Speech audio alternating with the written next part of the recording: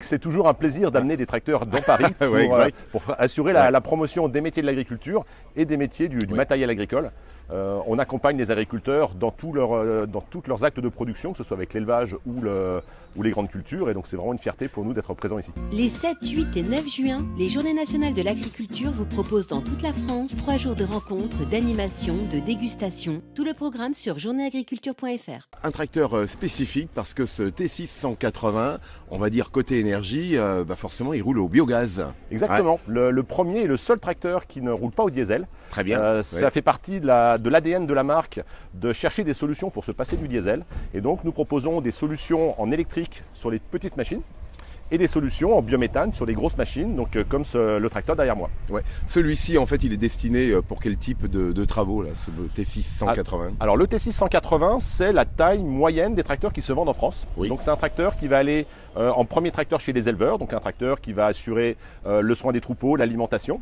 C'est le deuxième tracteur en grande culture, donc un tracteur qui va faire de la fertilisation, du binage, du transport. Et puis c'est aussi le tracteur des collectivités, c'est le tracteur qui fait l'entretien des bords de route. Voilà, on voit ici avec son équipement spécifique là pour finalement gérer les bords de route. Ça. Effectivement, c'est une épareuse qui a en plus je cherchais le bon terme, qui a en plus la particularité d'avoir un entraînement électrique plutôt qu'hydraulique, et ça réduit aussi le besoin de puissance sur le tracteur, la consommation, le bilan carbone.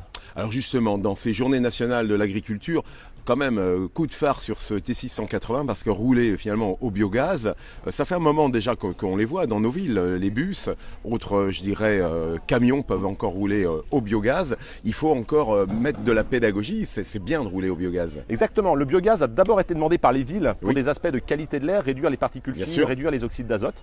Mais la nouveauté, c'est qu'avec la méthanisation qui se développe en agriculture, on amène ces avantages qualité de l'air, mais en plus l'avantage du carburant renouvelable à partir des lisiers, des fumiers chez les éleveurs ou de couverts énergétiques en grande culture. On va être capable de produire de l'énergie à distribuer sous forme d'électricité ou de gaz dans les réseaux de ville, mais également du carburant pour alimenter les machines. On a la plus grande proximité en France avec un point de service New Holland chez des concessionnaires tous les 30 km, et donc ils sont tous susceptibles de proposer le T6 méthane, d'être formés, d'être capables d'assurer la commercialisation, mais aussi l'entretien et le suivi des tracteurs.